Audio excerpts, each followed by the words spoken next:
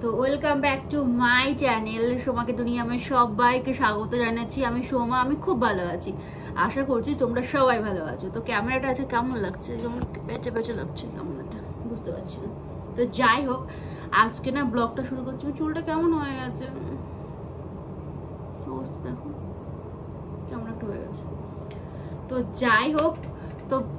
যাই হোক বলছি, কিন্তু সামনে দেখো এসে ঝুলঝুল করছে, তো কেমন লাগে মানে কি বলবো। তো জিতুকে টিউশনে আমি রেখে চলে এসেছি 4টার দিকে, আর এখন বাজে 5:30টার মতো। আর তোমাদের দাদা গেছে বাড়িতে, তো ও বাড়িতে নেই, বাড়িতে এখন আমি একা আছি, যার জন্য ভাবলাম ইন্টারভিউটা শুরু করি। আর ভিডিওটা ছোট্ট, বেশি বড় করব না, মিনি ব্লগ টাইপের ছোট্ট করব। তো এখন আমি রেডি হয়ে জিতুকে আনতে যাব। আর তাছাড়া হলো আর একটা কথা, যেটা হলো দাদা বাড়িতে নেই, আবার চলে গেছে আমাকে আর জিতুকে রেখে, আবার চলে গেছে বাড়িতে। তো ওটা হলো ওর প্রত্যেক সপ্তাহে একটা কাজ, যেটা ওকে করতেই হয়। তো ঠিক সেই মতো বাড়ি চলে গেছে। আর গরম কেমন লাগছে তোমাদের? গরম তো প্রচুর পরিমাণে টেম্পারেচার এখানে। বাঁচবো কি মরবো সেটা বুঝতে পারছি না, কারণ এখন আমাকে বাইরে বেরোতে হয়, কারণ জিতুর স্কুলে ছাড়তে হয়, স্কুল থেকে নিয়ে আসতে হয়, টিউশনে ছেড়ে এসেছি আবার আনতে যাবো, তাছাড়া আবার 8টার সময় পড়া আছে, আবার 10টায় আনতে যাবো। তো আমার একটা শিডিউল বেনে গেছে, তো সেই হিসেবে আমাকে চলতে হচ্ছে এখন। আর এখন না আমি তেমন ভিডিও দিতে পারছি না, না শর্টস দিতে পারছি, কিছুই হচ্ছে না, মানে পুরো লাইফটা যেন চেঞ্জ হয়ে গেছে, উলট পালট হয়ে গেছে। আর তাছাড়া মেন কথা হলো গরমের জন্য। আর জিতুর স্কুল এখন অনলাইন করে দিয়েছে, কালকে থেকে 5 তারিখ পর্যন্ত অনলাইন হবে, আর 6 তারিখ থেকে স্কুল সামার হলিডে চলবে, তো কোনো চাপ নেই। তো চলো।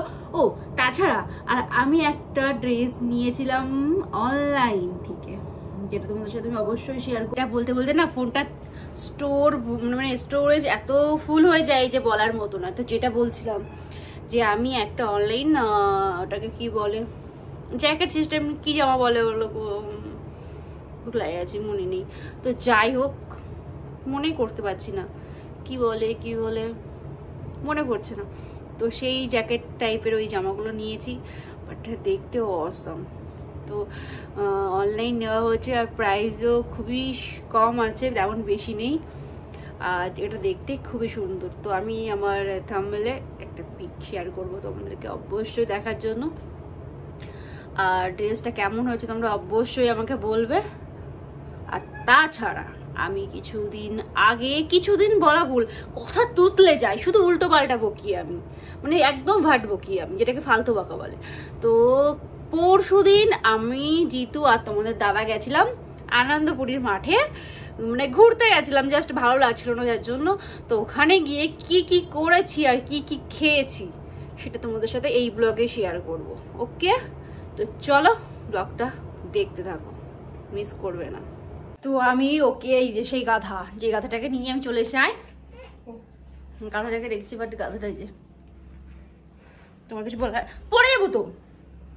তো এটা হলো সেই গাধাটা, যে গাধাটার অবস্থা দেখো, মুখ চোখ শুকিয়ে গেছে, কি অবস্থা, মানে রৌদ্র গরমে খেলা করে স্কুলে, আর স্কুলে গিয়ে গিয়ে চোখ মুখ শুকিয়ে এইটুকু হয়ে গেছে, অবস্থা এতটাই খারাপ।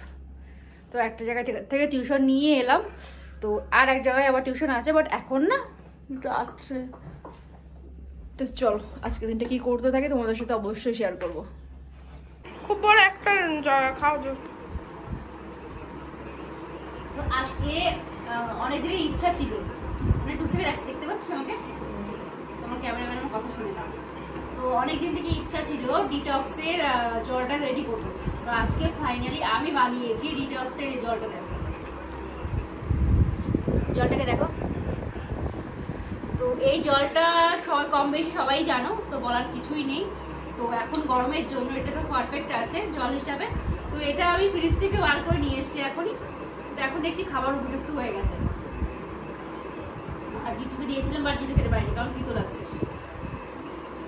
আমার গালেও তিতো লাগছে, কেন জানি না, হয়তো পরিমাণটা বেশি হয়ে গেছে, কি আদার জন্য তিতো লাগছে আমি নিজেও জানি না। বাট ভালো না হলেও খাচ্ছি, কারণ ফেলবো না।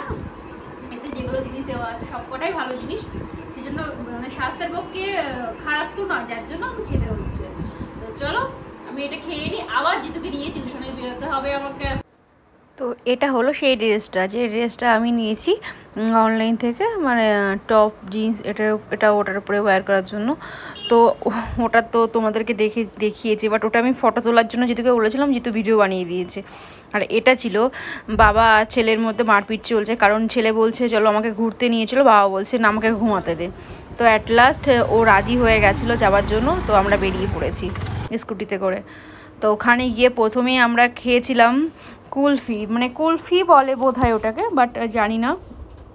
খেতে তো প্রচণ্ড টেস্টি, আমি তো খুবই ভালোবাসি, আমি কেন, এটা সবাই খেতে ভালোবাসে। এটাকে কি বলে, কুলফি বলে তো জানি না, তো যেটাই হোক। তো ওটা খাবার জন্য মানে নেওয়ার জন্য দাঁড়িয়েছিলাম। ওদিকে অনুদির সাথে দেখা হয়েছিল, যে ক্লিপটা তোমাদেরকে আমি মিস করিয়ে দিয়েছি অলরেডি, দেখাতে পারছি না। বাট আমি খাচ্ছি, সামনে আরও দুটো ব্যক্তি আছে, তো দেখে নাও তাদেরকেও। কিন্তু এখানে না লাইটটা একটু অন্ধকার, আনন্দপুরি মাঠের গ্রাউন্ডটা নিশ্চয়ই অনেকেই চেনো, মানে রাস্তা বরাবর লাইট আছে কিন্তু মাঠটা প্রচণ্ড বড়, তো এবার সেখানে না অন্ধকার টাইপের। তো আমরা বসে বসে খাওয়া দাওয়া করছিলাম। তারপর নিয়েছিলাম ঘুগনি, মানে এটা ঠিক মেলা টাইপের মতো হয় ওখানে রোজকার। তো ঘুগনি খাবো না সেটা কখনোই হয় না, কারণ আমি ঘুগনি খেতে খুবই ভালোবাসি। তো চলো।